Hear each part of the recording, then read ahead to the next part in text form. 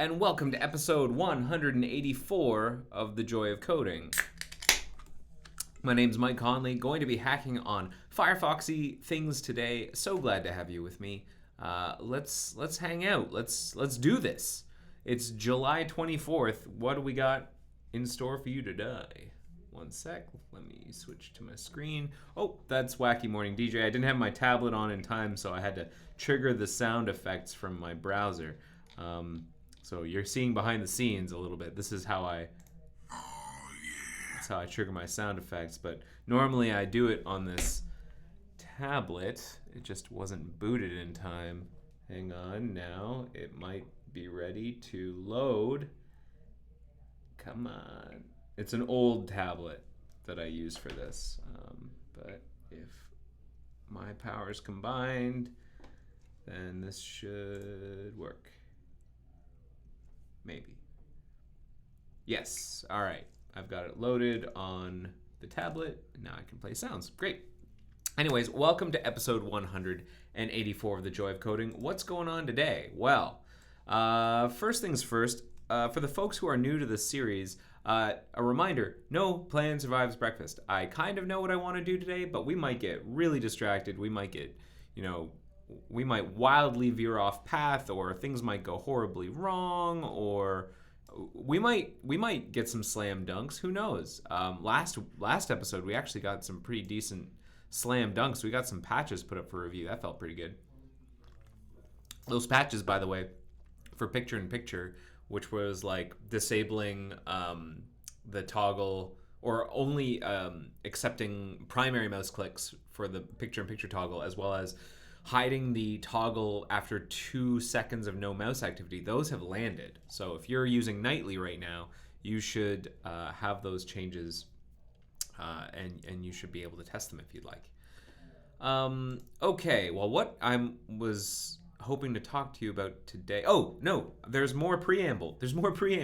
There's this agenda that we're looking at with all these handy links, and you need to know where to get this. So if you're watching this on Air Mozilla, the links for the agenda are on the right in the handout section. If you're watching this on YouTube, they're in the video description down below. And if you're watching this on Twitch, then the link is about to go into the Twitch chat. Now, I mentioned YouTube, but for folks who might be watching this right now on YouTube, you're probably watching the recording. And I say that because the YouTube stream doesn't appear to be working. So I've got this like repeater that repeats the stream, and it's working for Twitch. I was testing it, but like YouTube says I'm still offline, so like it's not working. So I am broadcasting today. Today's episode is on. It's just for some reason it's not reaching YouTube. And yeah, this is the first time that it's only worked for one of the endpoints and not one of the others. So I'm going to have to speak to the vendor about that, because I didn't change anything. And Andy, the fellow who helps me out here, he didn't change anything. So we suspect that maybe something's broken with the vendor, and they'll deal with it. Let's play a sound. Yeah, to commemorate that. But that's the agenda. That's what you need to know about the agenda. Also, there's an episode guide. There's actually some really interesting news about the episode guide. The episode guide, if you're not already familiar, is a website that categorizes or like basically has individual pages, guides really, for every episode of the series. Or almost every episode. There are a couple of missing episodes, and it's only got up to episode 182, which is the episode before last. But there is a guide for 183 in the review pipeline. And so if people who've seen this before, you might notice that there's a slight difference. One of the differences is that the index has been reversed so that it's from most recent to least recent episodes. We thought that would be handier for people maybe who are watching the series, and if you want to start from scratch, then you have to go to the bottom to work your way through the episodes. But that felt better than making people go all the way to the end every time. And the other thing is that this page is being not dynamically generated, but it's being generated differently now, thanks to a volunteer contributor, who I'm going to show you their patch, because I thought this was pretty cool. Where was this pull request? I closed this pull request earlier today. Danny Colin, or Danny Collin, I'm not sure how you pronounce that, but I'm gonna say Danny for now. Danny sent me this pull request, which is really, really cool because what it does is it uses Jekyll to generate the episode list and the big episode guide. And hold on a second. There were more changes than that. Hold on. There were far more changes. Files changed. 186 files got changed. And so like the contributing guide got updated. It's now possible to serve the site locally, which is really, really nice. And you can like test it out. It uses Jekyll to generate the site. It's not being dynamically generated. I think through some magic of GitHub, though, they're running the Jekyll scripts, and it's like I didn't have to do anything. I thought I have to like build and then deploy every time that I updated the episode guide, but it looks like GitHub does that for you, which I think is pretty cool. So these all link to the episodes as per usual. But what's neat is that like the index itself doesn't need to be updated anymore, and the episode guides themselves, we can do some interesting things with annotations. We might be able to do some clever things in the future. So this is all really excellent. Really happy with that contribution from Danny Colin. I'm not sure how to pronounce the last name, but really, really appreciate it. Thank you so much.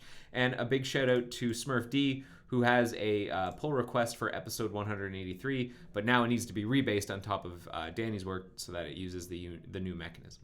So thank you so much to both of those contributors. If you are interested in contributing to the episode guide, send a pull request. There's a contributing guide right here. Danny's updated it to tell you how to contribute and how to fork the repository and how to do some basic Git branching if you're new to Git, and how to add an episode. And from that, hopefully, it's relatively straightforward to how to edit an episode. Maybe you want to add your own notes, addenda, corrections, who knows. The episode guide is for you. So if you have something in your mind, maybe I talked about something in an episode and you wanted to expand on it a little bit, this is an excellent opportunity to do that. Okay, done talking about the episode guide. But again, thank you very much to Danny and to Smurfdy. So what did I want to work on today? Well, I wanted to work on this problem regarding subframe crashing. So you may or may not be familiar with something I've been working on for the past little while with a whole bunch of other people called Fission. And Fission is a project where we are attempting to make it possible for subframes to load in separate processes. And you might be familiar with that concept when we did that for individual tabs, where each of these tabs right now is loading, I believe, in a separate process. If you hover it on nightly, you can get actually the process ID. These two are running in separate processes. I think, all four of these are running in separate processes. And that's great, but if they load any iframes, those iframes load in the same process as the rest of the tab. And what we really want to do is split it out so that individual frames are sort of bunched, like they're bunched together by domain, so that all of your Facebook frames go into one process. All of your tracker domain, like maybe there's a web tracker, an ad serve, like a domain that serves tracking ads or something.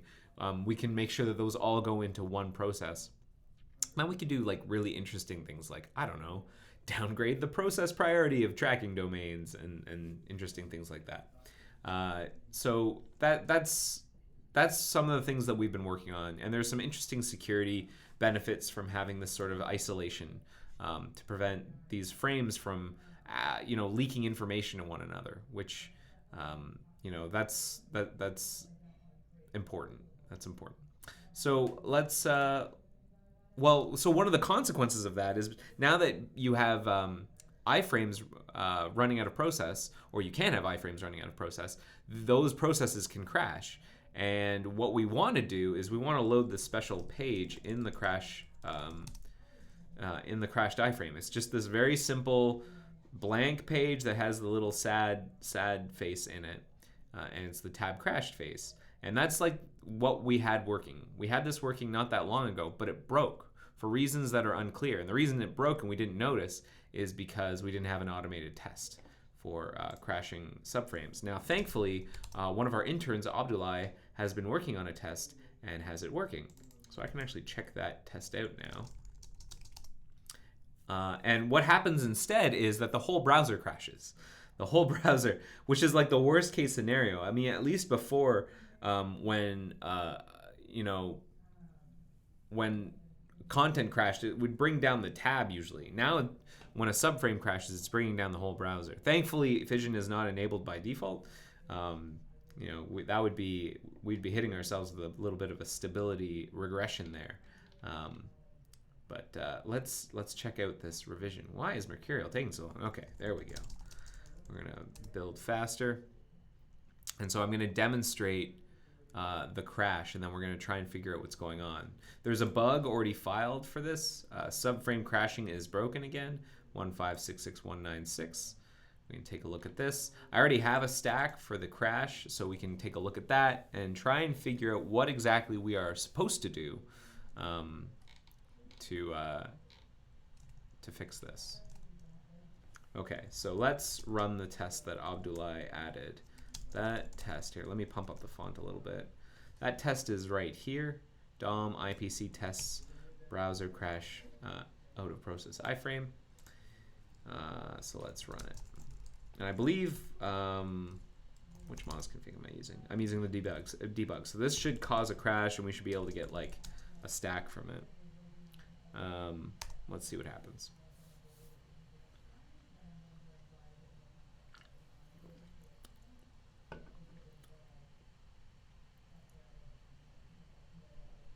I don't think so. Oh, yeah. Okie dokie. Okie dokie. Just playing some sounds while I wait.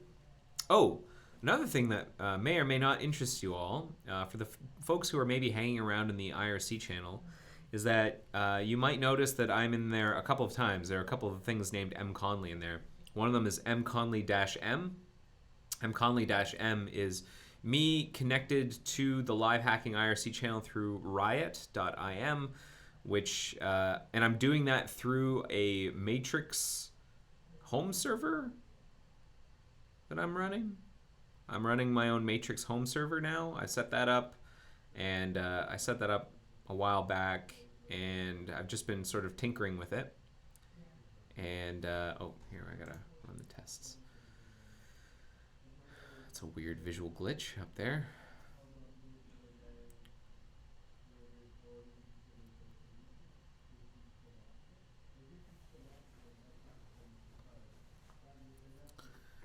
All right.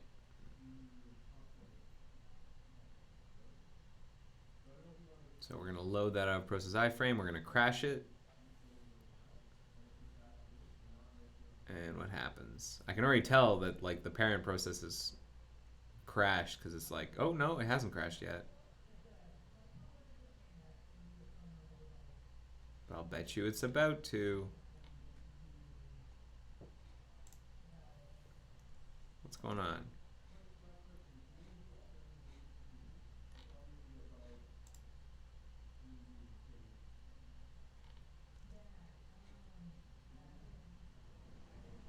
Are we not? Do we not crash? What happened? That's weird. This was definitely crashing before. Oh, maybe now we've crashed. It's not responding to events now. Oh, no, here's the console. Oh. Oh, I've got to do a binary build. Shoot. Okay, so I did mock build faster. I actually need to build binaries. Sorry. Anyways, as I was saying about... oh, Smurfdy asks, howdy, was the setup of Matrix troublesome? So, I think the hardest part was getting my home server DNS entries updated or set up correctly. Like, you have to do some funky stuff to make it so that, you know, for federation, you have to expose a couple of different DNS endpoints, I think, so that instances of Synapse, which is the Matrix home server, can talk to one another. What did I follow? What did I do? Because I have an Ubuntu machine. Yeah, I followed some of the guides here. How to install Matrix Synapse on Ubuntu 18.04. And configuring it, I did all this, and then I definitely used a different shared secret. And then, yeah, I had to use, like, Let's Encrypt. And then, yeah, the reverse proxy thing I had to do, which was tricky, but I made it work. And so now, now I've got it set up. But I'll paste this documentation inside of here, setting up my Matrix home server.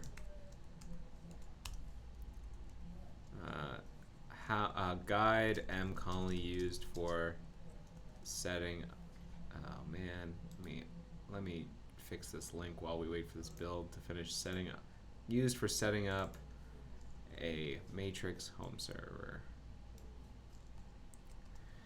So anyways, if you're in the live hacking IRC channel, then mconley-m is my Riot IM client. I'm gonna say hello right now. I'm gonna say like hello.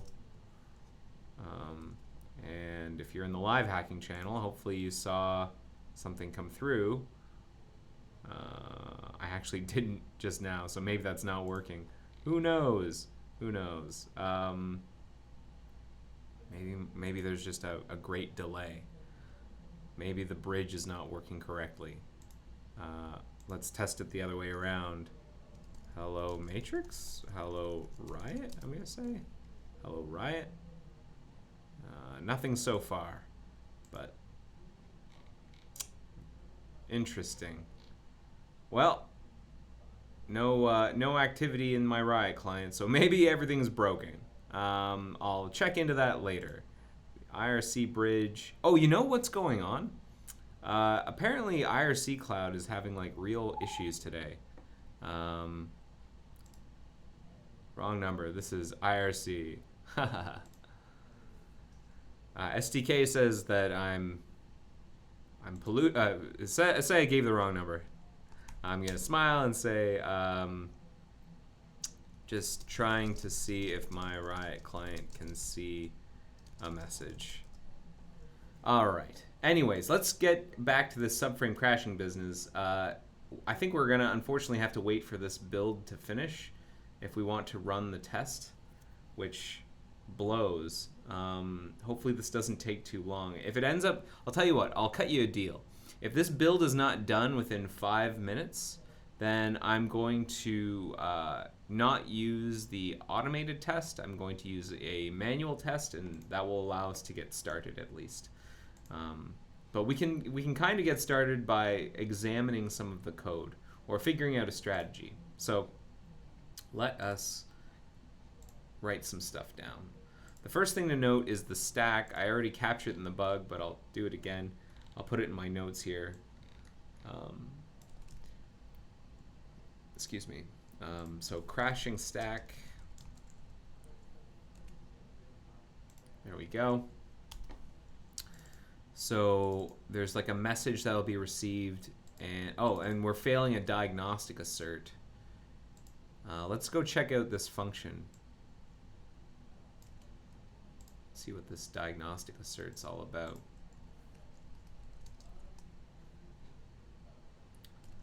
And it's in content parent.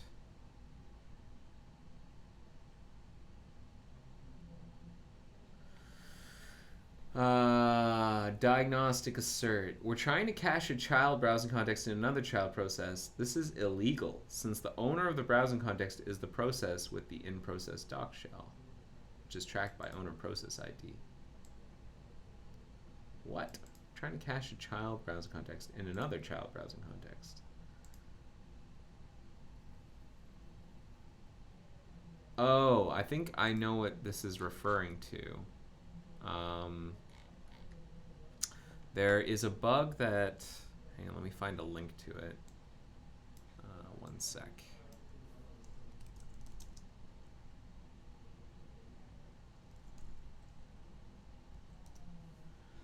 There is a bug.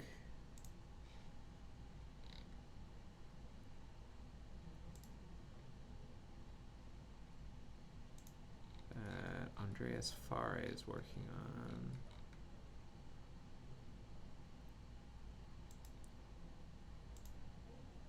Yeah, this one. Bring you over here. Pardon that blink. When a subframe process crashes, we don't currently detach the browser context related to the subframe of that tree. That means that we can unfortunately have tree entries with no backing process. When a process crashes, we should detach cache their children. This can cause parent process crashes when subframes crash due to interactions with the subframe crash actors.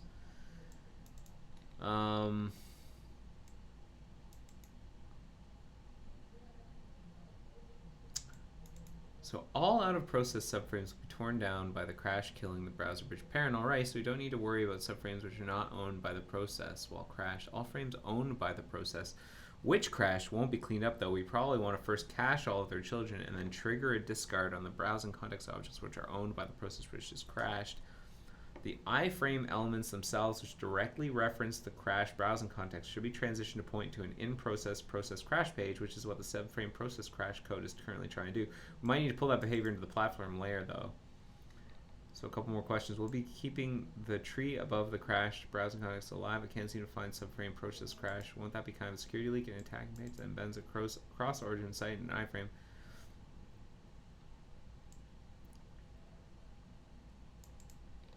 Current plan was to keep the tree above the browser context alive, as it seems not great to crash an entire tab just because an ad inside of it crashed. Not sure about the security leak potential. It might be worth asking TJR if something that's worth worrying about, but I'm a bit skeptical. Probably the correct behavior. Navigate to the process crash page just without bothering to unload the previous document. Caching detached children, all this sounds very much like what DocShells do when we navigate them. Would it be an idea to instead implement browsing context navigate and implement this case by navigating browsing context, really only the browsing context highest up in the tree of browsing context, in a crash process to the process crashed page? Navigate to the process crash page just without bothering to unload the previous document. Okay, I'm gonna subscribe. Oh, I am subscribed to this bug. I'm gonna hook these up so they're related to one another.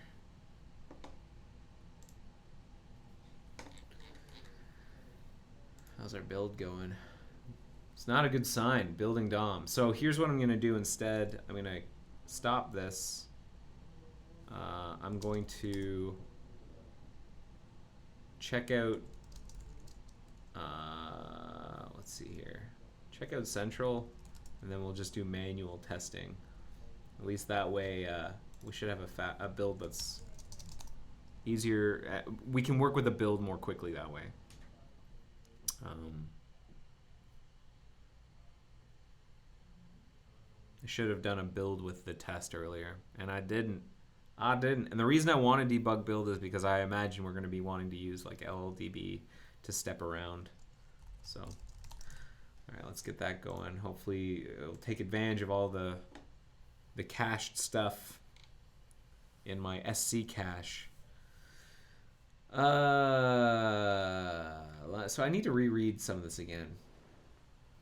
So it's like here the problem that's kind of being articulated here is, suppose you have a tree of frames and one of the middle nodes with children that are outside of the same process as that middle node or the parent crashes.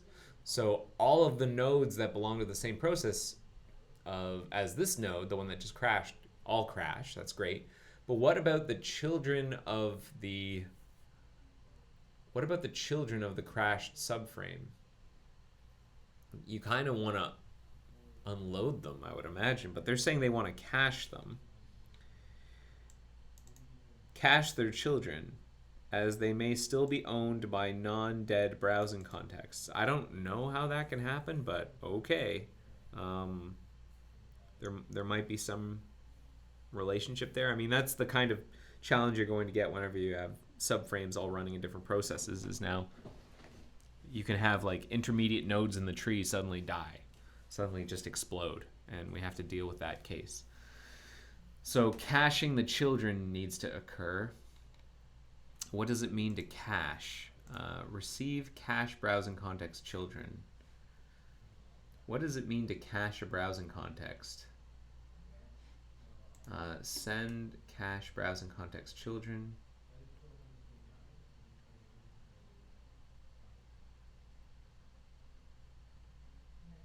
Each other parent. We do this. How do you cache? Oh, context cache children. Let's see what that means to cache children.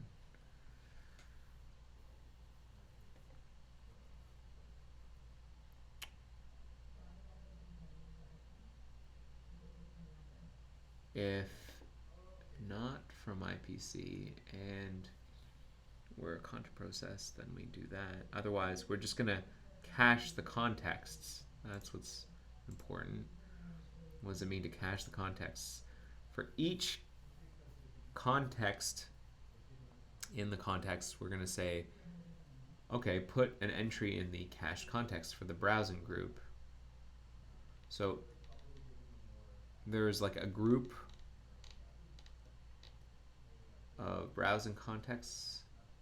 Move browser context caching. I know one of the reasons why we might want to cache a browsing context, and that might be for like the BF cache, the back forward cache. Add a cache or browser context to browsing context to handle browsing context BF cache. That's exactly what they want to do. So BF cache is the thing that caches the document in the, like, did you notice how quickly it was that I could just go back and forward? It's because this didn't need to be reloaded out of the network. We have what's called the BF cache. BF stands for back forward cache. And it retrieved the document out of the BF cache. And presumably the browsing context group will do that for browsing context, will allow us to cache those browsing contexts. And apparently we want to do that for crashed children. I guess that or nodes of child nodes of, or descendants of a node that has crashed. And the reason we might want to do that is suppose we restore that subframe, then we want to like maybe retrieve all of the subframes out of the cache instead of re-requesting them from the network. Maybe that's one of the reasons. Okay. So that's what Andreas is hoping to do in here, or he wants to destroy the browsing context from crashed processes. Nika, she's saying to destroy. We need to do like this tree transform where we detach all the browsing contexts that are owned by that process and then cache their children.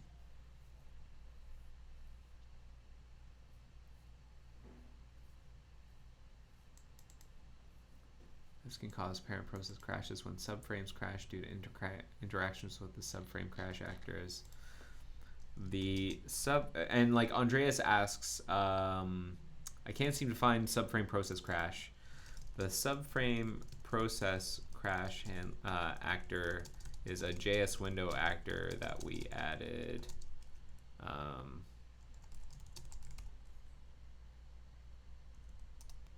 When did we add it?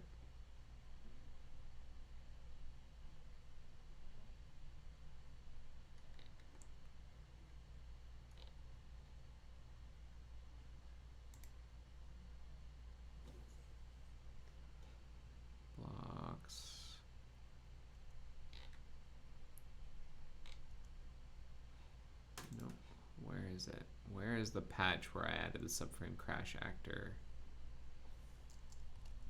Subframe crash handler. Where did that occur?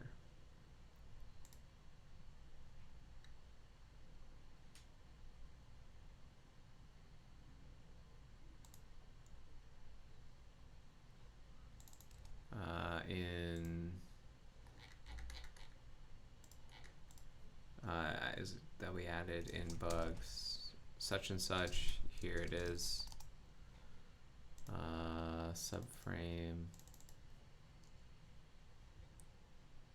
Well, hold on. Crash handler. This.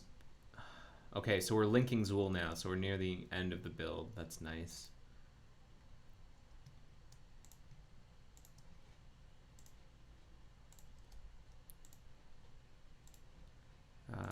Handler, it communicates, is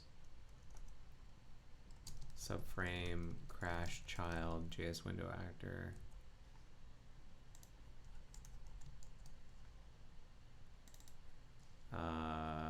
Mechanism was added. Here it is. Here's the subframe crash handler. So not subframe process crash handler, subframe crash handler. And here's the subframe crash child.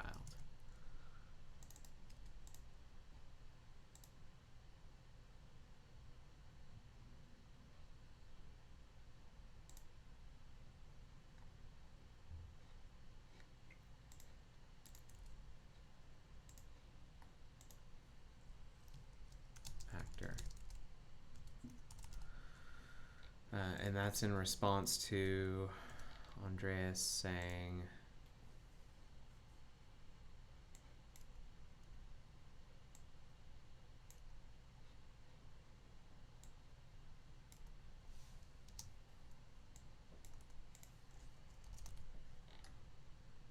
okay.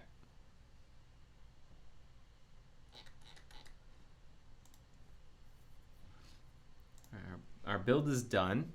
Here's what I want to do. Is it normal that the Air Mozilla and YouTube stream are down? It's not fully normal. I was aware that the YouTube repeater wasn't working. Twitch is working, surprisingly. I'll let Andy know that apparently the well, hold on a second. It's kind of strange that it wouldn't be working on Air Mozilla. Let's check it out real quick. Episode 134. No, it's kind of strange that it wouldn't be working. It's working. On Air Mozilla. It's working. Real quick. It's working. So the Air Mozilla one's working. Air Mozilla appears to be working. Known that it, yeah, the YouTube one we know is down. The YouTube one is unfortunately down. There's something wrong with my repeater. Twitch is up though. Okay. So one thing I want to do is I actually want to essentially disable a chunk of the work that we did whenever for the original work with the subframe crash handler and the subframe crash child, because I want to see if, like, who's actually responsible for this parent process crash. If we look at the stack, let's look at the stack again. What is the stack? We like process some native events and we receive this message. I'm gonna see if what happens if I disable the subframe crash handler. And that's content crash handlers.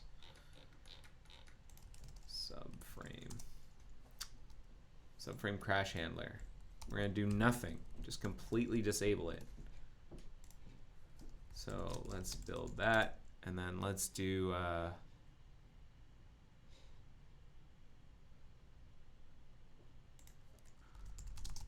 let's try to crash a subframe. Did you not draw, oh, Smurfy goes, did you not draw a tree in an earlier note when looking into fission before? Could be good to visualize things. Yeah, I probably should, instead of just like hand drawing in the air. You know what I really need is like a tablet where I can like draw. If you ever seen like a Khan Academy video, that fella's, I think his name's Salman Khan? I might not know his first name, but his last name is definitely Khan. Khan! But he's great, and he's a really good teacher. And he has like a handy drawing tablet with a simple drawing tool. Oh, Hattie says that is his name. Excellent. And it might be nice to have something similar so that I can like quickly switch to it. Now, what am I trying to do here? I'm going to go to a site that has an out-of-process iframe. This is a site that, you know, if you have fission enabled, we force out-of-process iframes. Oh, and I'm crashing. For reasons that are unrelated. Let's try that again.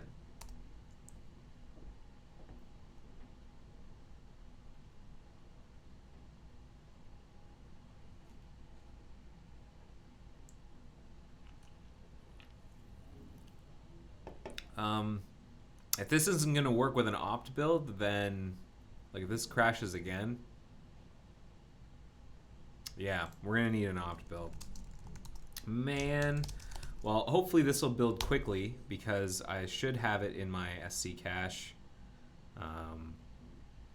Like a bunch of it should be cached. Why are we crashing here? We're crashing because we are assertion failure.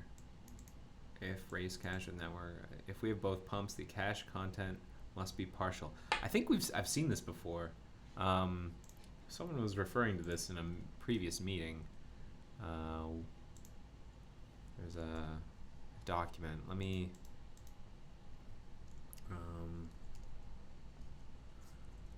find the reference to that crash so we can follow it. I think it was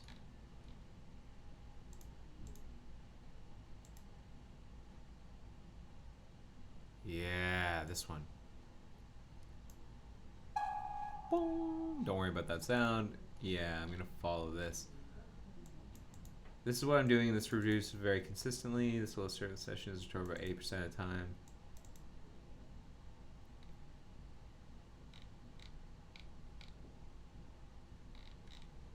Okay, gonna follow that. This has been around for a while.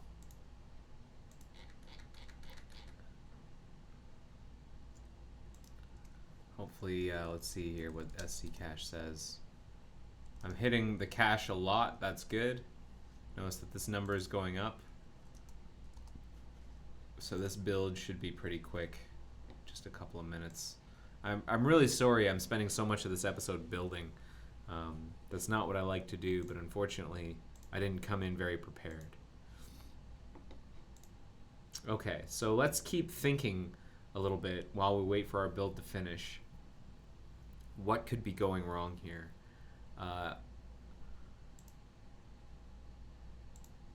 The stack for the crash was, hey, oh, hold on a second. I'll bet you I know what it was. The assertion is saying, where's the assertion? Let's close these.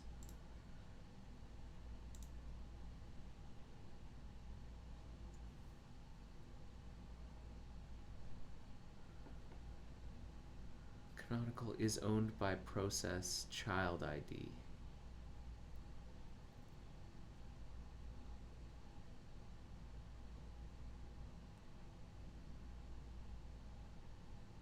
No, I thought I knew, but now I don't. I don't know why this would be causing us to crash.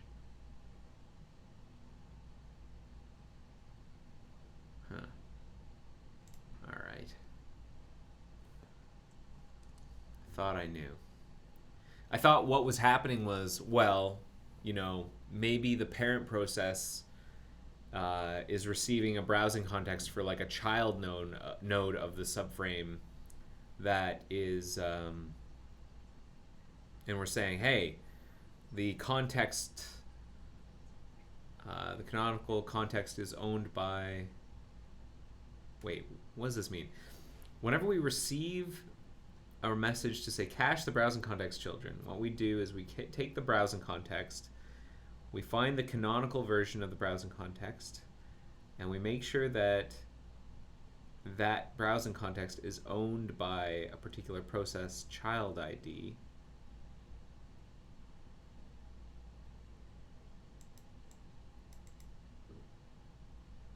Who sent this message? So whenever I got this stack, what I had was this page, more or less. Let me show you the page. It's not with fission enabled, but I had this page, and I crashed this subframe, I believe. And each of these are probably belonging to different processes, I would imagine. So we have 3 sub-processes for each iframe, and then we have a sub-process for the top level frame, and then the parent process. And so what was happening was the content parent received a message to cache the browse and context children, and that had to have come from either this process, or this process, because the parent process, or this process has crashed, so it's not sending any messages. So let's pretend it came from the top level content process. Let's see what happens then. So we receive that browse and context in the parent process, and we say, okay, get the canonical one. Make sure that this content parent owns child ID. Is owned by the process. The canonical is owned by the process child ID. Okay. Well, I've got an opt build now, so maybe I can try running this again.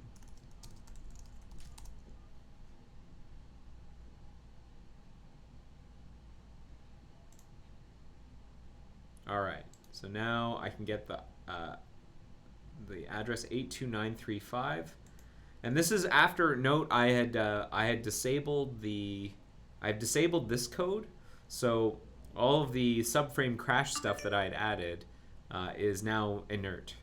So let's look at the subframe 82935. Let's try and kill it. Kill sig abort 82935. Sorry, let me pump up the font so you can see what I'm writing here. Kill sig abort. We're going to send the abort signal to 82935, and the parent process crashes. So it's not actually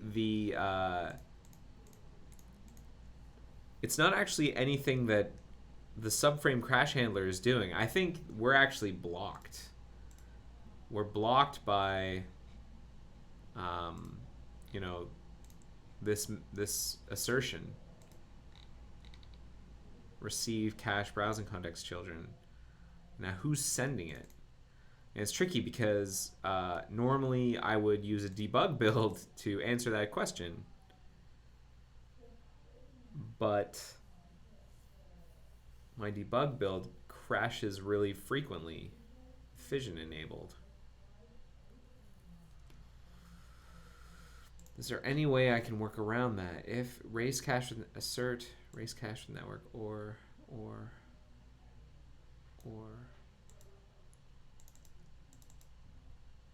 how do I enable that? Raise cache with network.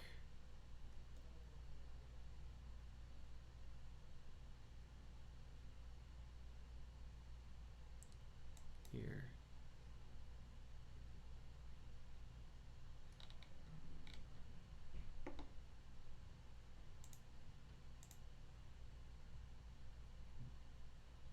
Raise cache with network enabled.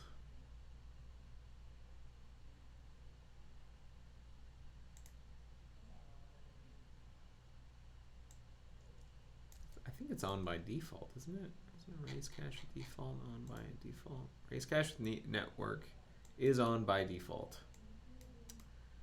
Shoot, so then how could we possibly be failing this assertion? Maybe that, because this isn't directly mapping that pref, maybe this pref isn't being set early enough. Shoot, how am I going to deal with this? Maybe I should do something sloppy. And let's find this code. Let's disable the assertion so we can at least like work.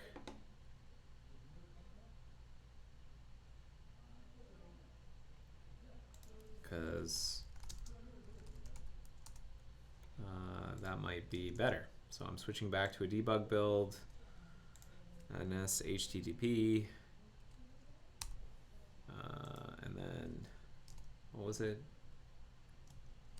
line 7707. Nope. It's right down here, 7716.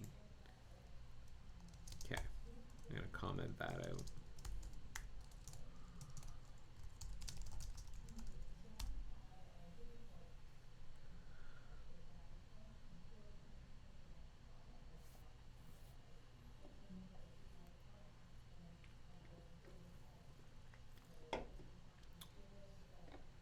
So my first question is,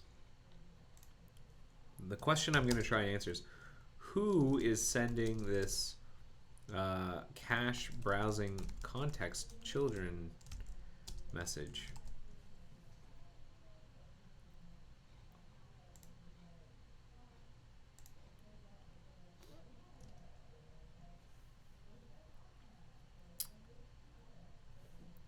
While we're waiting for this, let's now consider the case where it came from one of these subframes.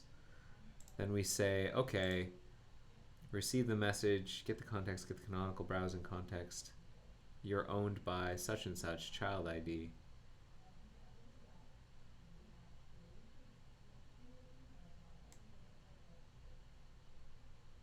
Diagnostic assert false.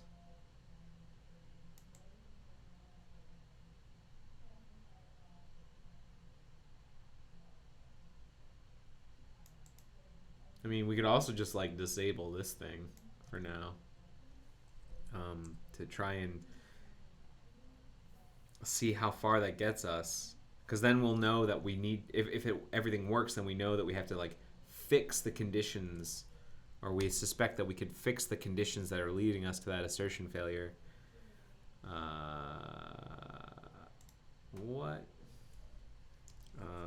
Moz allow downgrade.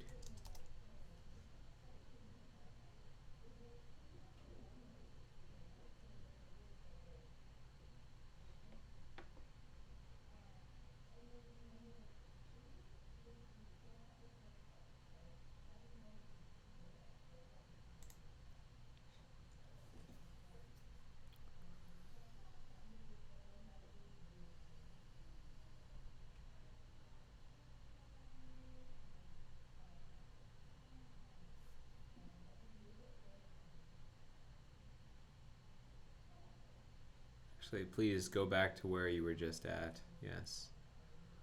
Load this document. Okay. Now I'm going to kill this this process 84053.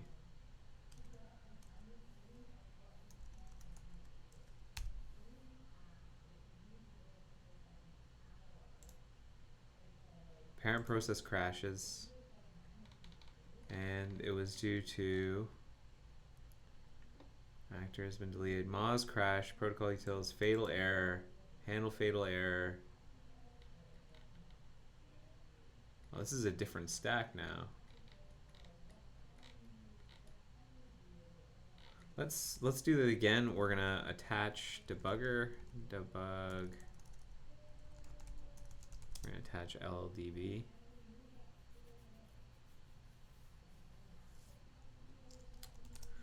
Run. Run, Simba. Run away and never come back. Run away and never come back. Yeah. That's my Gollum impression.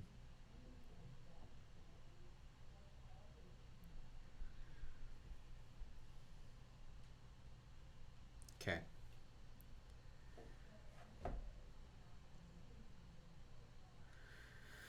Waiting for these subframes to load. Ah, no. Don't do the session restore thing. Here's what I'm gonna do. Smurf D is like, I thought it was from Lion King. Yeah, I did. I transitioned from one movie to another. I went, run away and never come back. That's definitely from Lion King. And then I went, go away and never come back. and that's Gollum talking to no, that's Smeagol talking to Gollum, aka himself, in Two Towers, I think. Oh man.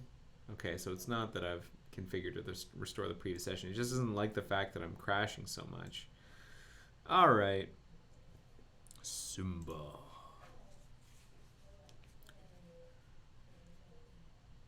Remember who you are. Come on. This is the problem with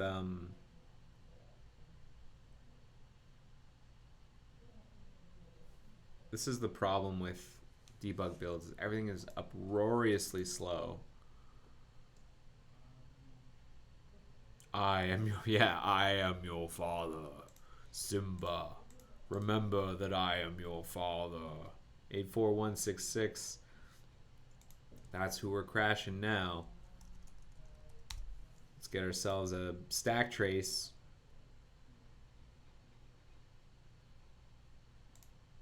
Oh, parent process staying alive. Kinda. Nope, we crashed. Okay, great. And this is the new stack.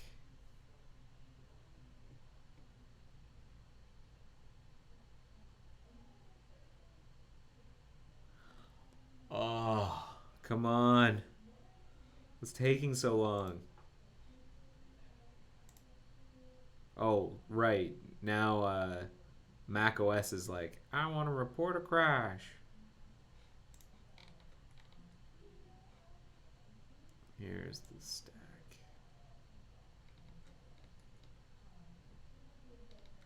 Activate. Now what happens if, here's another stack.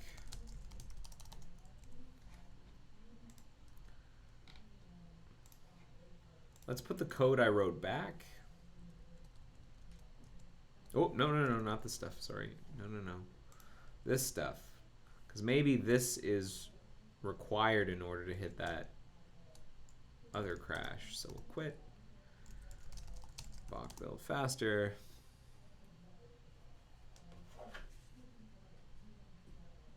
Yeah, this is going to be a bit of a slog, I'm afraid.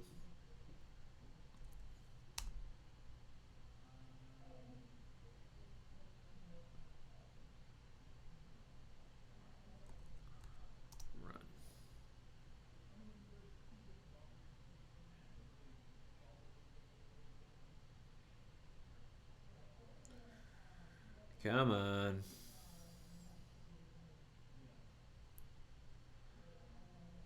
Okay, well, while I'm waiting for this,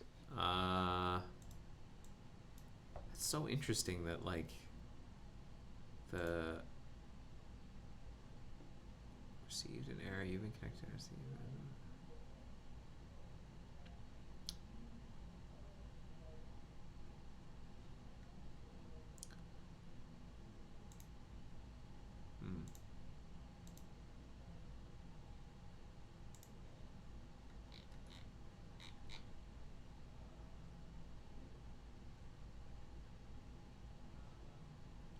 It's weird. I wonder if there's been like a net split or something in the IRC, the live hacking IRC channel for, like, from that the Matrix Bridge is using, because like most people are offline. I do see one other user in there, so I wonder if that's what happened. Was there some kind of weird net split? Unknown. Okay. So let's get our iframes up here, out of process iframes. Let's go. Okay, and now let's get the process ID.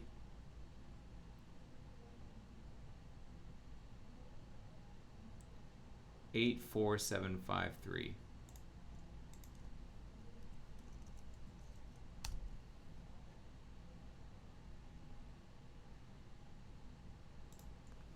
Okay.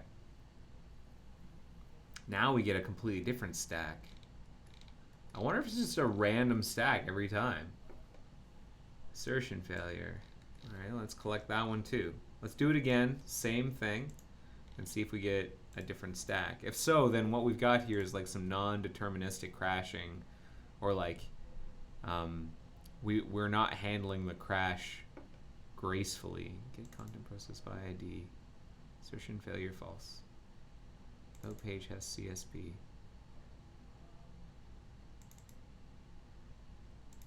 Huh. Alright, let's do it again.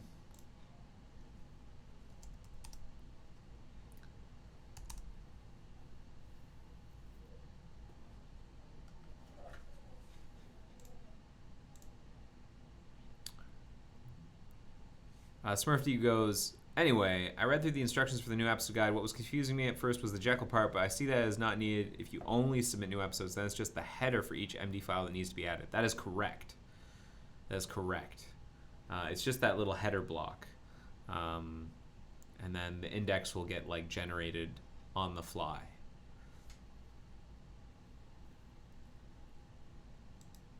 And you can follow the instructions to do that sort of generation locally in case you want to check it out. Run a local instance.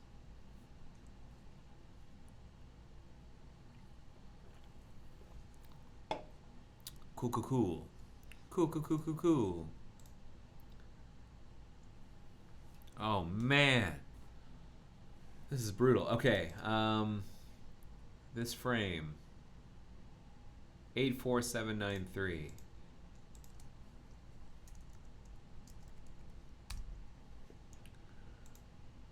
Warning, bad shmem and crash.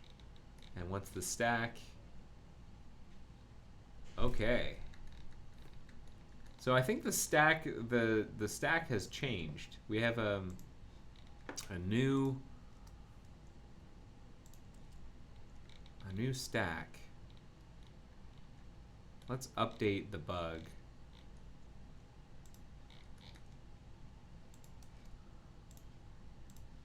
I'm getting a new stack when crashing subframes now. Oh, what the? I'm getting a new stack when crashing out of process subframes now.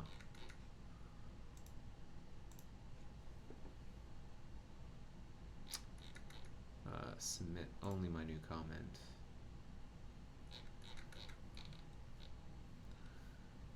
So let's look at this assertion failure. Get notify tab destroying. That sounds right. When we destroy a browser bridge parent, content parent notify tab destroying in, I don't know where that's going to be, but in content parent.cpp. So let's take a look at content parent cpp notify tab destroying. Get content process.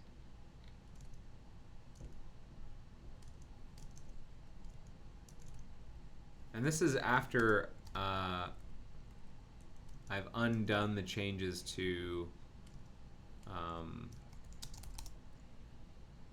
Subframe Crash Handler. And the only change being that I've gotten rid of this assertion because I think it's unrelated. Okay. Notify tab destroying, and where do we enter? We call into get content process by ID. There can be more than one pbrowser for a given app process because of pop windows. Pbrowsers can also destroy concurrently. When all the pbrowsers are destroying, kick off another task to ensure the child process really shuts down. Notify tab destroying. Well, it's like, it's already dead, bro. Like, it's gone. Like, end load, actor destroy. We have to look at the actor destroy reason, I think.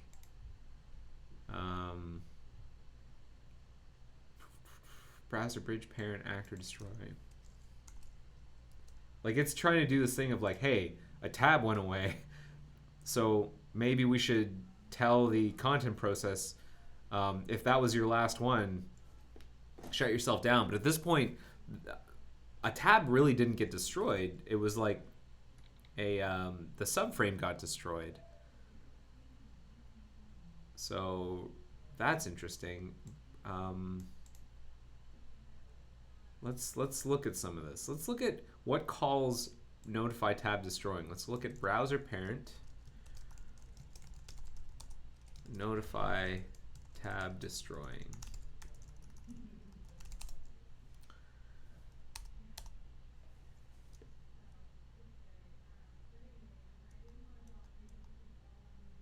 And destroy internal, notify tab destroying, and browser parent destroy.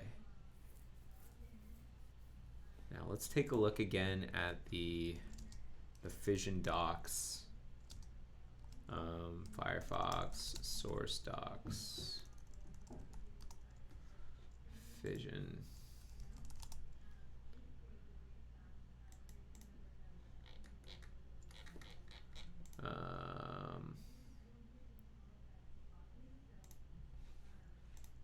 Fission. There's like a really excellent doc. IPC diagram, that's what we want, the IPC diagram. Where is it? IPC diagram. The IPC diagram is missing. No, where did it go?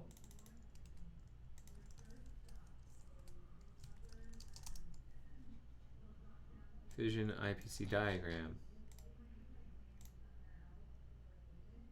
Well, this is it.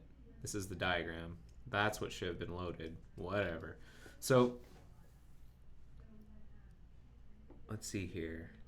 We have a content process which has... Right, so there's this assumption that when a browser parent dies that it is a tab, but it's not necessarily.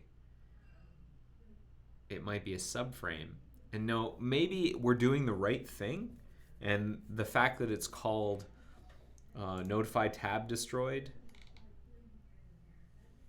is just sort of like an anachronism. Notify tab destroying might be something that just needs to be named for like notify frame destroying or something.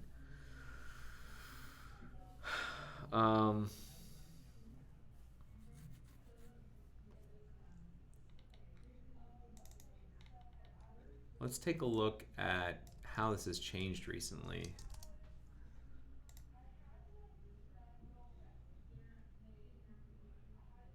That was changed in February. That looks like it's fine.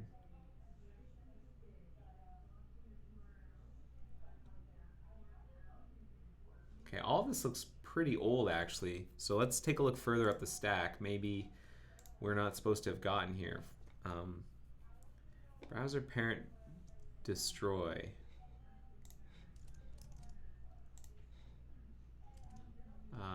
Who calls that? Assert about page has CSP. Now that sounds interesting. How do we get there? Assert about page has CSP. What about page? When did this show up? September, May of 2019. That's a little closer. March, no. End load. We shouldn't have loaded a document. And browser bridge parent destroy. Let's take a look at that.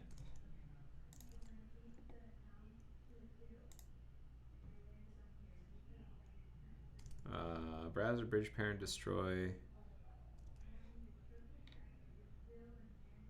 How are we getting to assert about page has CSP?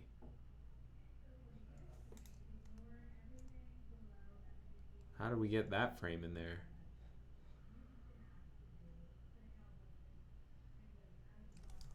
Assert about page has CSP comes from end load. Oh, okay. So like browser bridge parent actor destroy calls document end load, apparently.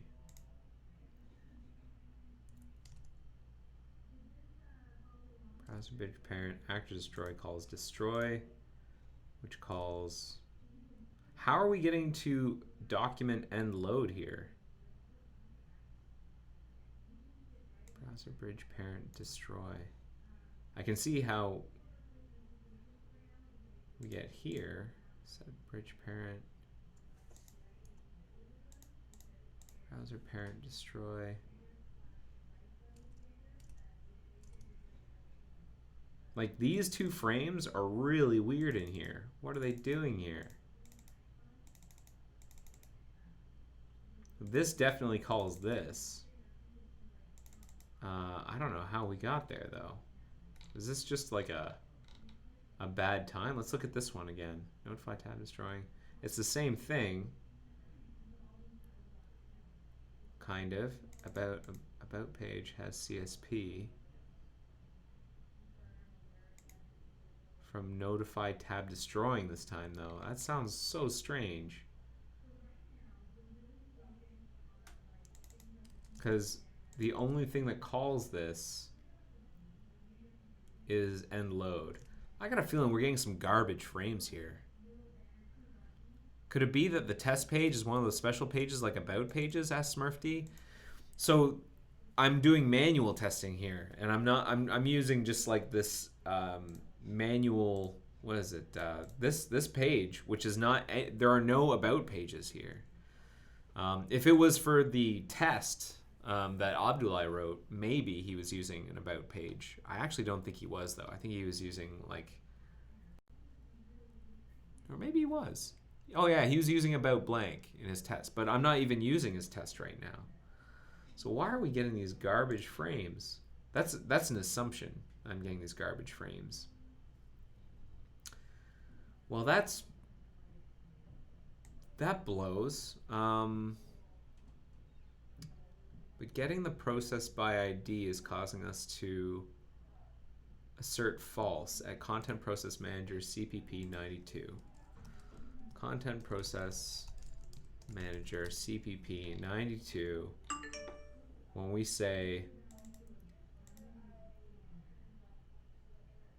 get content process by ID, we iterate the content parent map and find if, oh, I see. If the content parent map, if the content process ID, what? Process by ID, notify tab destroying.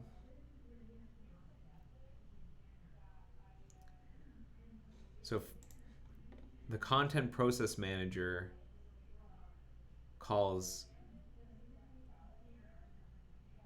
get content process by ID and passes in a content parent ID, and presumably this is the content parent ID for the tab, for the process that got destroyed.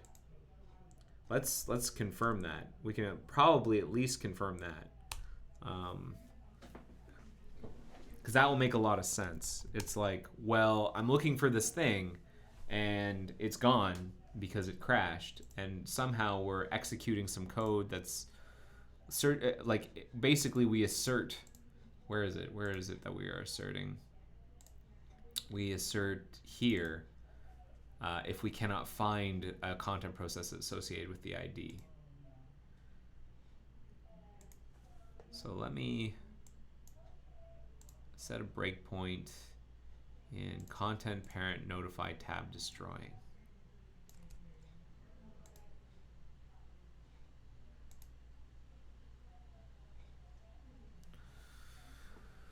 Once all of this is finished loading.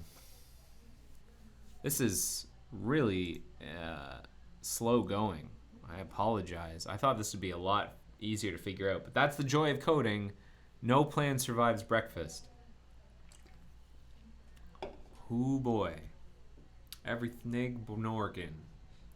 Here is, I'm gonna update the notes to include that. Everthnig Borkin.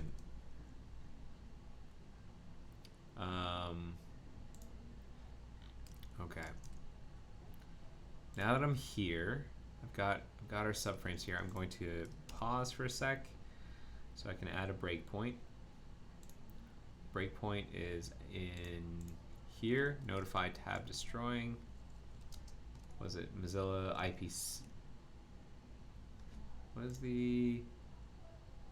It should be Mozilla DOM content parent, or maybe that'll be enough. Mozilla DOM content parent. Ah, I was able to find it. Thanks, LLDB. And I'll continue. And now let us crash this subframe. Let us crash this subframe 85032. I'm actually going to do it not with sig abort. I'm going to do sig kill. Because I think in that way we don't actually like run the crash report stuff. 85032. 85032.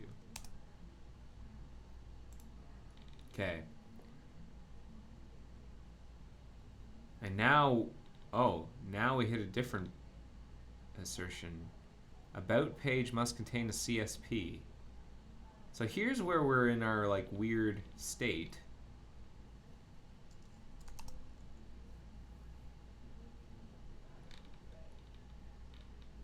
Assertion failure. We didn't even get to notify tab destroying.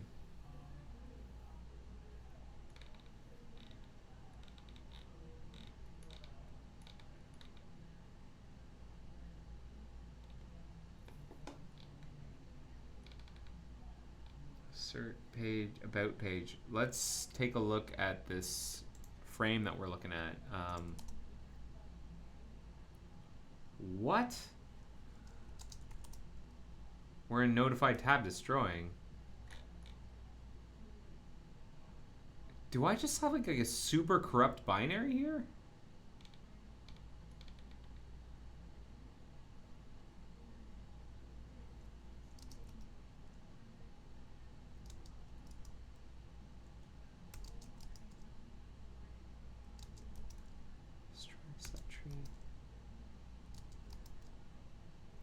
I think I've got like a corrupt binary or something.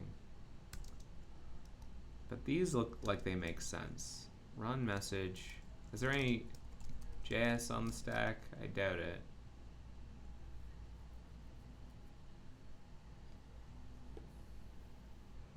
No JS context on the stack. So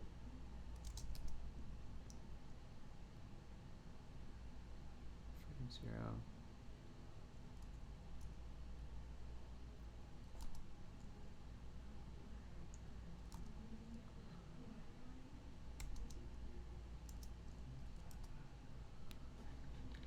Now if we, okay, now if we look at the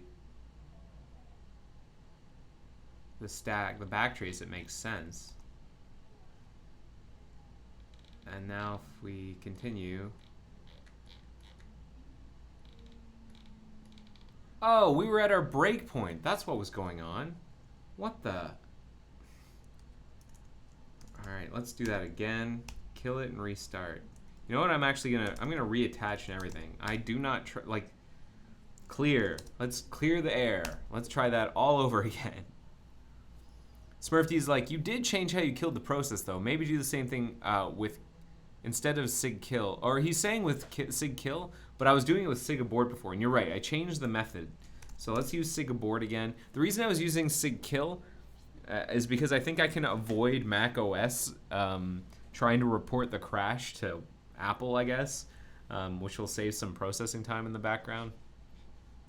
But you're right, I did change the conditions, and that's bad science. So, oh, and Smurfy's like, no, use sig kill again to see if it looks the same, if it's wacky. All right, let's see if it's wacky again. Why not? Let's use this as a learning opportunity. So we're going to use sig kill again.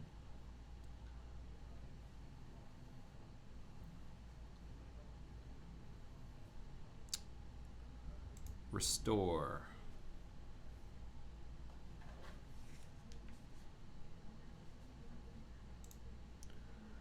Restore.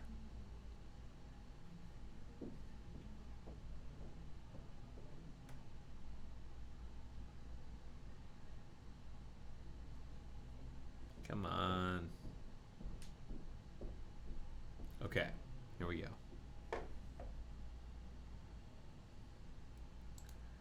Let's get the process ID. 85180. We're gonna use sig kill. 85180, but I also want to set a breakpoint.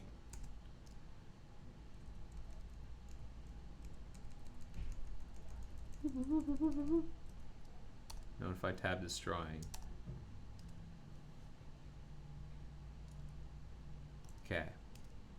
Sig kill 85180. Here we go.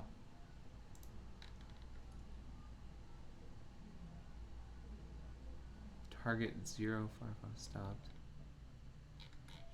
So here's this thing. It's like I think the same thing has happened, but I have stopped at a breakpoint. That's what's gone on. And for some reason I get this like stack. I thought it was a crash stack, but it's like some other stack. For reasons that are unclear, I have this stack. I don't know why, but it is like being printed out. And if I backtrace,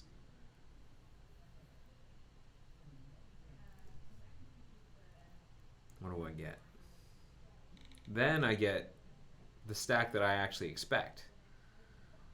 All right. So let's see here. We receive a message from p-content parent. We received a message that we're destroying something. We're destroying an actor. Destroy it. Destroy it. Destroy it, Isildur. And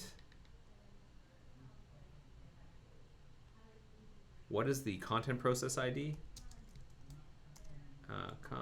Was it a CP ID? Let's look at this thing. 11. Surely we can get at the process ID. Can we resolve that to a process ID? So content process manager, get content process by ID. Maybe what we should do is like find out what's removing things from the content parent map.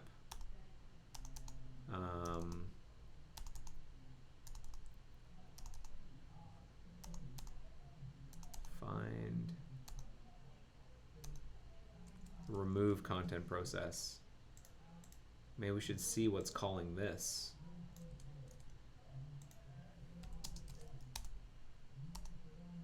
And then we assert. So let's see what removes the. Oh man, I did not mean to quit LLDB. New spinoff, The Joy of Debugging. I mean, Joy of Coding, fixing all the errors. Lewd Melon. New spinoff, The Joy of Debugging. I know, right? Hey, folks. Yeah, normally, this is not a super unusual episode. What?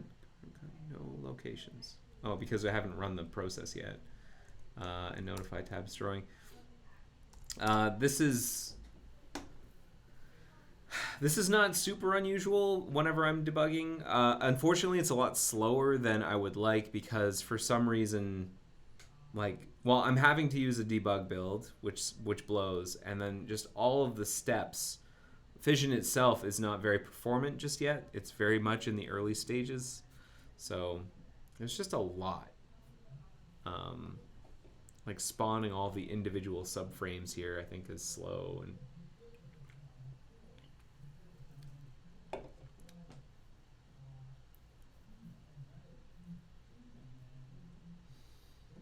come on.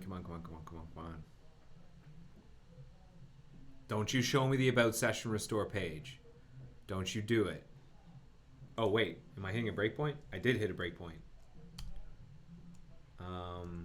Notify tab destroying. Probably because, yeah, it's about to show me the About Session Restore page. That's why. Because it was like, oh, you crashed.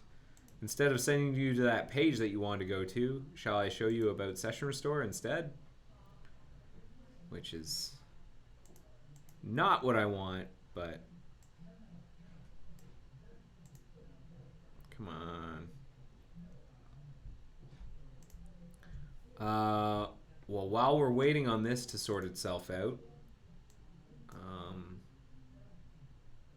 this is continuing, right? And now we remove a content process because, right, we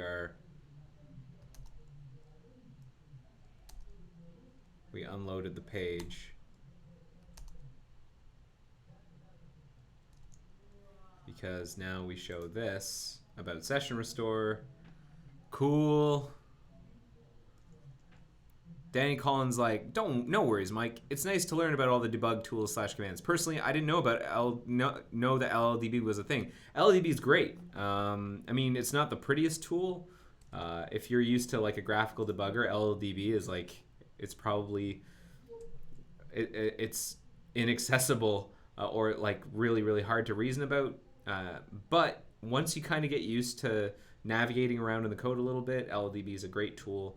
If you're more used or more comfortable with a graphical wrapper around LLDB, Xcode, when you're debugging with Xcode, wraps LLDB. They do a pretty good job. Am I stuck at another breakpoint? Continue. Continue. Continue. Continue. Continue. Continue. Yes, restore the session. Jeez. Jeez Louise. I probably should not have set the breakpoints until like...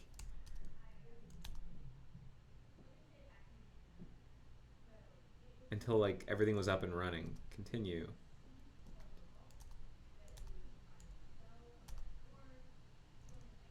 Okay. So now I'm in the state where I want to actually pay attention to the breakpoints. So we're going to use sig kill again. And I'm going to try and kill this top level, this first iframe. And we're going to see what does the removal of the content process ID. 85339. Let's kill that one. 85339. Okay. So now where am I?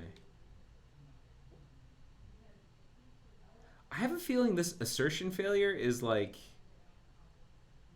something that Gecko dumps out. And I think it's like a non-fatal assertion failure.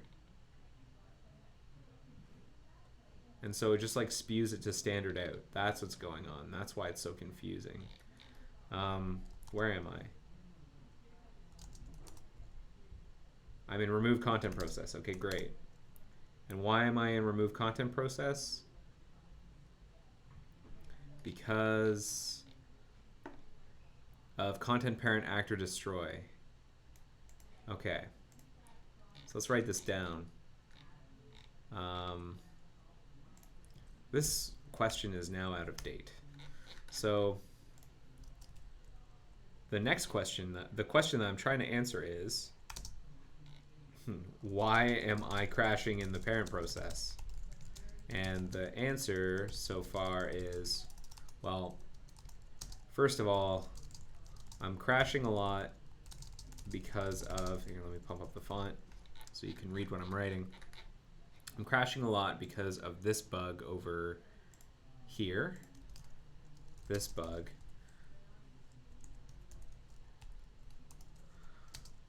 When I bypass that assertion, I'm crashing a lot because of this bug, which is probably unrelated. Is not probably, certainly, which is unrelated. When I bypass that assertion so that I can actually manually kill the content process, or actually manually run a subframe crash test, I get the above stacks. The reason we're crashing is because this stack deregisters the content, what is it, the content process, the content parent content process here. So here's the stack.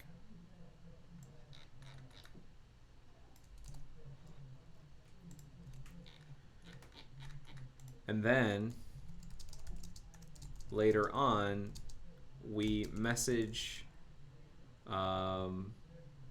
we receive a message that, or no, we don't receive a message. I think it's like the browser bridge parent actor destroy causes us to first we destroy we unregister the content process here on content parent actor destroy, and then do we have content parent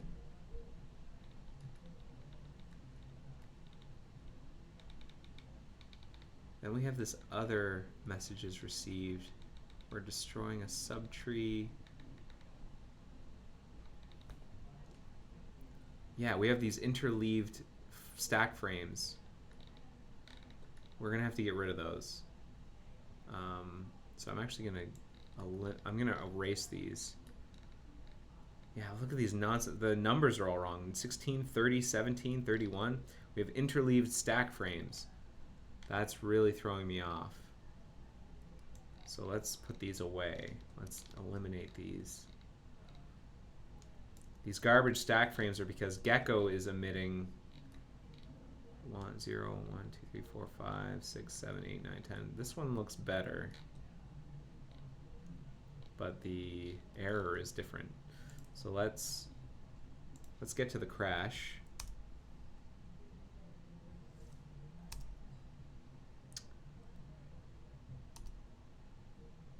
Okay. Firefox stopped. Let's get our actual content process crash. Like, this is why we crashed. This is the actual meaningful stack. And the frames are all in the right order. These are the right. This is the right stack. So I should probably update the bug with the. Whoops! Didn't mean to start Thunderbird. I'm gonna update the bug.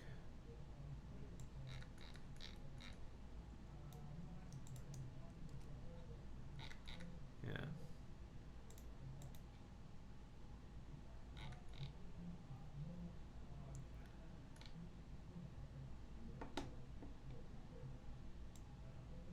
Oh, it's a slightly different stack too. Oh man, receive activate. Fatal error in protocol utils.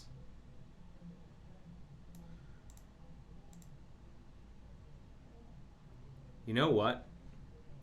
I think what happened was, I'm gonna list the breakpoints. Break list, breakpoint list, info breakpoints, info. How do I list breakpoints again? Break list, break. Help, break, help, break list. Oh, okay. Break, delete 1 and 2. Delete those breakpoints. We're gonna run again. So run, kill it and start over. And this time I'm gonna get the stack without having gotten any of the breakpoints, but I'm also gonna filter out that nonsense stack that we're getting for that other assertion failure, which has like greatly confused me. That was not helpful of the of that other stack assertion failure thing. That was not helpful at all.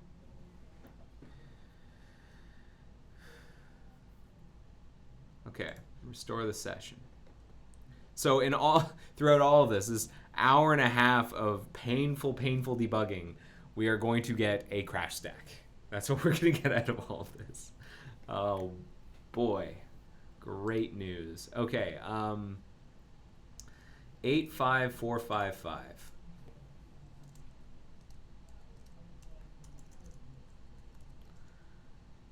Take her down. Okay, now let's get an actual stack trace, not interleaved with nonsense frames. Okay, and that makes sense. So that's what we were seeing before. I have a feeling the reason why we didn't see it this most recent time was because I changed the order of events by hitting that breakpoint, and so like maybe another process, which like the content processes aren't, whenever you like attach and break in one process, the other processes are still going, and maybe one of those processes like sent a message that was put on further in the queue or something, and basically I changed the order of events by having those breakpoints. It's a bit like stopping one wheel while the other ones were keep going. So the conditions, the environment was changing. Then I let go of the wheel, and it's like, no, you're in a completely different weird state now. So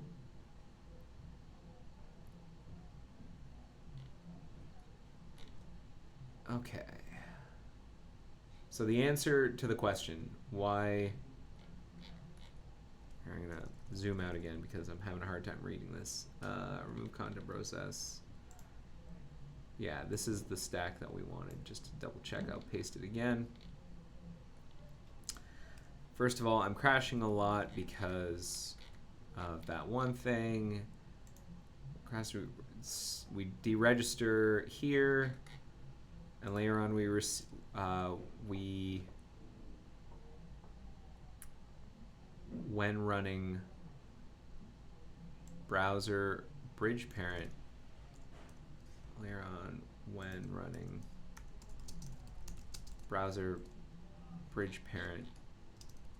No, what are you pasting? Browser bridge parent destroy.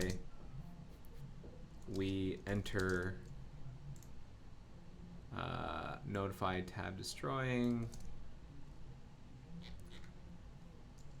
which causes us to check for the now unregistered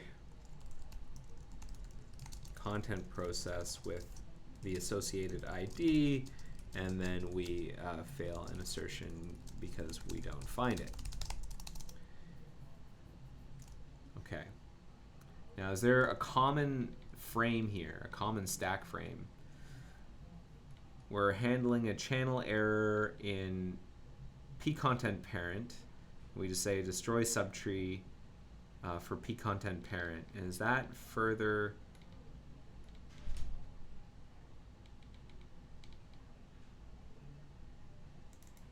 frame 3E830. I think the memory addresses are going to be different. These 2 different runs, so I shouldn't even be looking. But it's like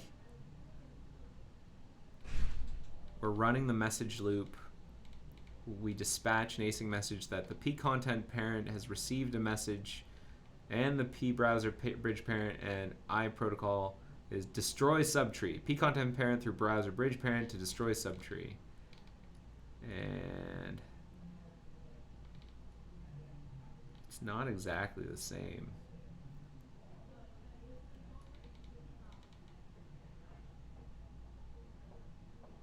It's not at all the same. So that's the first challenge here, is that like the DOM, the underlying DOM stuff has changed so much that like crashing a subframe now is like, it breaks a lot of stuff. It breaks some stuff, and we have to make it so that crashing a subframe is not fatal. So I'm gonna update the bug with my findings in here, and hopefully we can make some progress. This is awesome. I'm seeing Smurfd talking to Danny Cullen in, where are they? They are in the Twitch channel, and they're saying, hey, I read through the contributing guide and it all makes sense. And Danny's like, hey, what was confusing? It's great. Like, people working together on the episode guide and like they're communicating. It warms the cockles of my heart. Evil Pie mentions that the YouTube stream seems to be down. That is true. The repeater is not working for YouTube today, and I apologize. Hopefully it'll be working next week. A bug has been reported. And on that note, I'm going to end it here. This has been a very painful but hopefully interesting episode of The Joy of Coding, where we spent most of our time inside of LLDB trying to make sense of what we were seeing. Unfortunately, I think the interleaved stack frames that we were seeing on the crash, whenever we hit the crash, sent us on a little bit of a wild goose chase. But we did get some information out. Ultimately, right now, we know that the parent is crashing currently because, you know, whenever the channel is getting torn down, one part of the code base is like deregistering the content process ID from a list, and then the other part is like tearing down all of these actors, and part of that teardown includes asking for that content, the thing in the registry that we removed over here, and then it can't find it, so it explodes. Like, the whole thing just goes up in flames. Now, why that is the case when it wasn't the case, say, a month or so ago, unknown. I wonder if this is something I could maybe use Moz regression to try and find the regressor. But I'm gonna cap the episode here. I want to thank you so much for watching episode 184 of The Joy of Coding. We're next week I should be around. Let me just double check. Check my calendar. I've got a bit of holiday coming up. Yes, I will be back next week, but I am gone on the 7th of August. Hang on. M. Conley is gone from on August 7th and probably gone on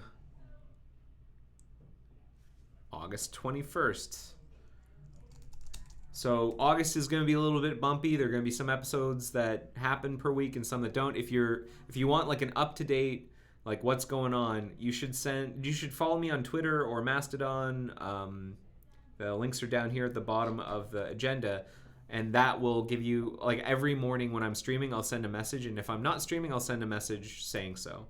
So feel free to follow me in case you're curious. So again, thank you so much for watching episode 184 of The Joy of Coding. I hope that was at least somewhat interesting, and I know at least Danny enjoyed the LLDB stuff, so that one was for you, Danny. And thanks again so much for your contributions to the episode guide, and thank you, SmurfD, as well.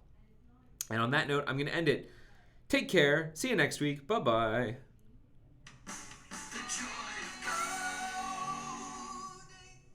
See ya.